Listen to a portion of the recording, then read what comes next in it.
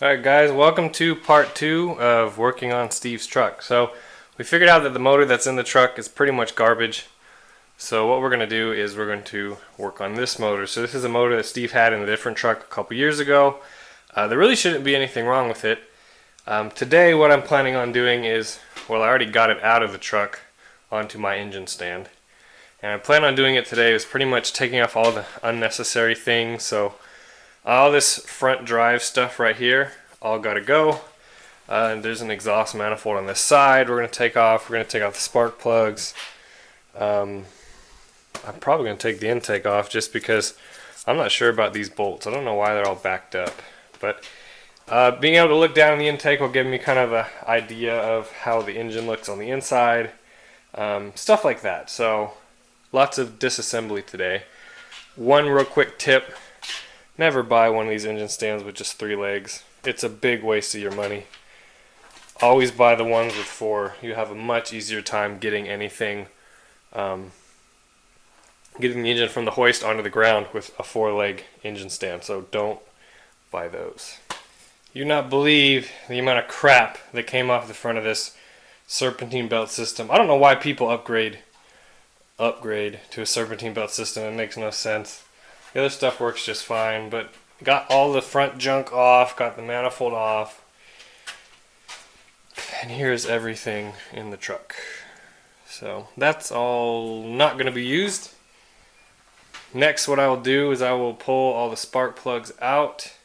I will take the carburetor, distributor, intake, and valve covers off, look inside the engine, see what it looks like. And then from there we can probably put a starter on it, do a compression test, and see what kind of compression it has. And we can also watch the valves train, and if that's good, then we could probably paint it up and put it in the truck. We'll see what the owner wants to do. With the carburetor off, you can see, it doesn't look too bad down there. I don't feel like there's been any kind of water or anything like that in there. So that's good. I've taken all the bolts out of the intake. Now we're going to pop the intake off and see what it looks like underneath. I'm kind of worried about it because the center bolts weren't tight at all, and I hope the car wasn't, or this engine wasn't run without all the bolts tight, and maybe that's why they put all that silicone in here. I don't know. Hopefully it was just put on to look good.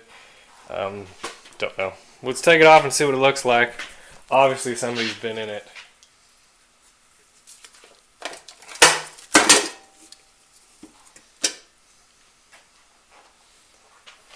Alright, took the intake off, and they didn't do very well putting that intake gasket on. You can see water has gotten out of the water passage and looks like down inside of the engine.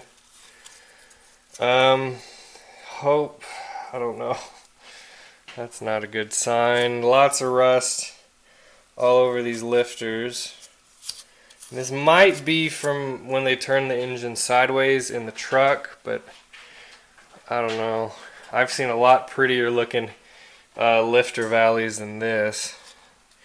Water pooling up. There's rust all over the push rods.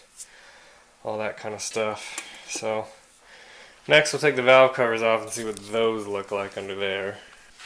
Alright, got the valve covers off. There are absolutely no gaskets, so maybe they were brand new and they got put on the motor. Looked a little bit more at this intake. And look how they did a really crappy job of siliconing this, and it looks like they just stuffed a bunch of silicone where it was leaking. But the problem is it's leaking onto the rest of the motor over here. So I mean, I've seen worse, I guess. It definitely needs flushed out and cleaned out. The valves seem fairly decent. I don't know how well the lash is on them, but they are there. So we'll pull the plugs out, take a look at those. Hopefully we don't have a cylinder full of water. That would be awful. Alright, we'll start on the passenger side of the motor.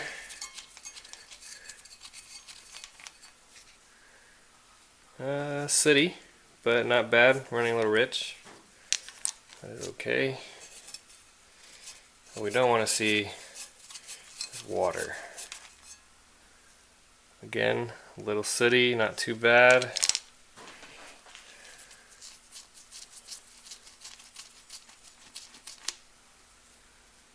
Same here.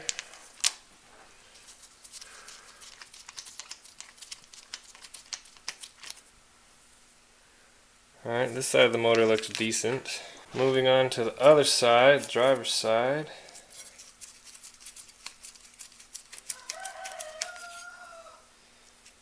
It's okay.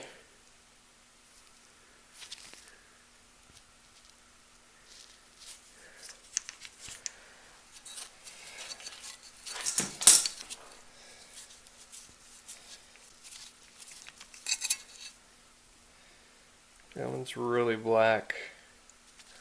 That one looks like it has oil on it.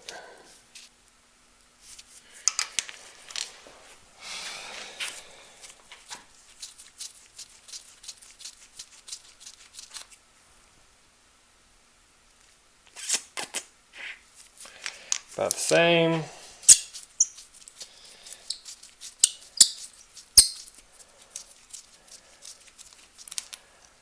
And that one's brand new. I don't think they ever ran that one. But luckily there's no water in any of the on any of the spark plugs or any rust on any of the spark plugs. So I think we're good to go. We're going to do compression test and a probably leak down test just in case, and then we'll go from there. Nuda, what are you doing, Nuda? Hey, Nuda, Nuda, Nuda! Chopstick thinks he's Noodle. Chopstick! Noodle won't pay attention. Nuda! Nuda! Give me a wag! Nothing. Alright. Before I spend any time on this motor, making it pretty, making it run, I'm going to do a compression test on it. But before I do that, I have to at least see how much oil is in it, what its condition is, and change it if it needs to be changed. Since the motor will be spinning, it will get some oil pressure, so we'll go from there. So most of the oil leaked out while the engine was in the truck on its side. Let's see how much is actually still in it.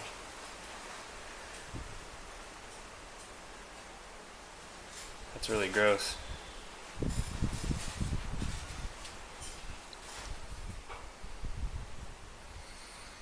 Now we have water in this oil, and I don't like that.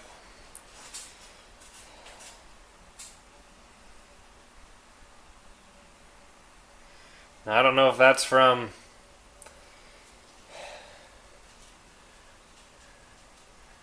the sitting that it was doing, or what. Here's my main concern. Goop on the end of that. I mean, it's really not a lot, but I don't know. I'm gonna change this filter. I'm not gonna change the filter. I'm just gonna pull it and see. Oh, maybe not.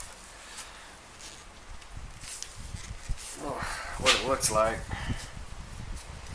I doubt it has anything in it.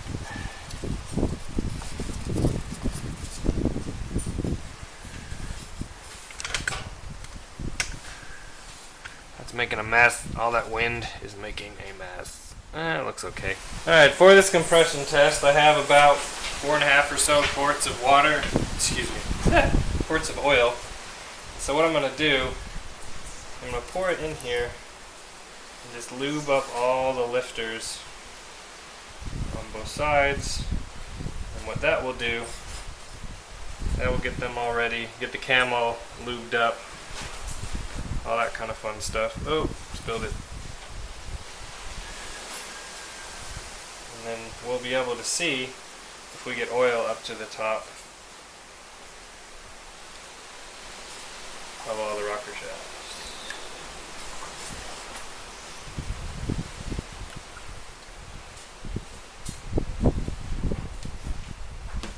Don't laugh at my methods, look at my results. Anyway, so I have the starter hooked up to my trusty battery using pretty much the biggest jumper cables I have. They're out of the Cadillac, And then I'm going to jump the solenoid with the screwdriver. So I touch the positive cable, or the positive post, and then we can turn it over, which is awesome.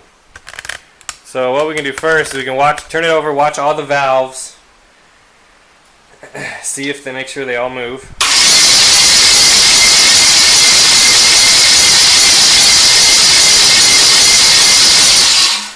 Kind of worried about this one. It doesn't move as much as the other ones do.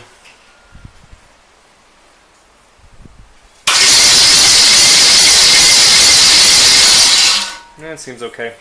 Alright, now we can do our compression test and get numbers from that. Here's our compression tester. So, pretty simple. I just screwed into each spark plug hole like you saw in either previous video or earlier in this video, and we're going to take compression of each cylinder and see what we have. Should be pretty easy and straightforward, and it will kind of give us an idea what the health of this engine is and if we want to spend the time to make it pretty. Alright, this one is going to be number 8.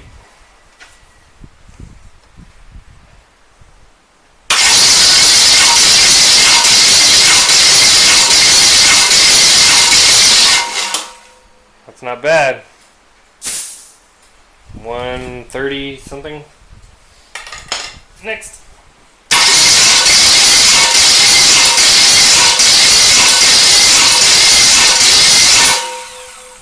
$150.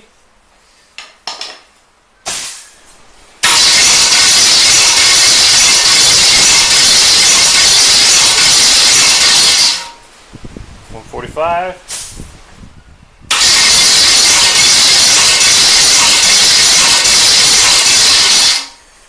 $150. This other side might be a little bit more difficult. The starter's not on this side.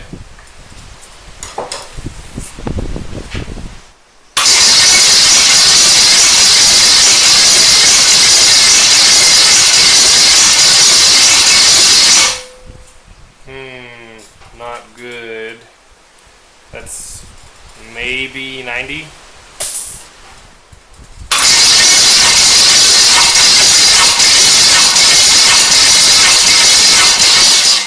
That's good.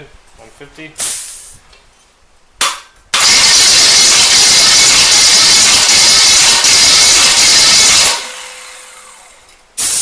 $180. We have a winner.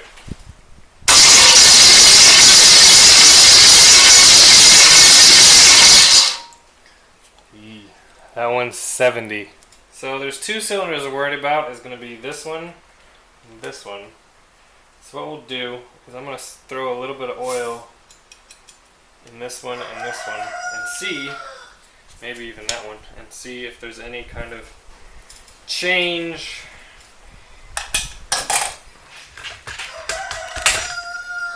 Here's my nifty ancient old school oil squirter. So what we're going to do, put some oil in there and see if that does anything. Since that was the lowest one, we will start with that one.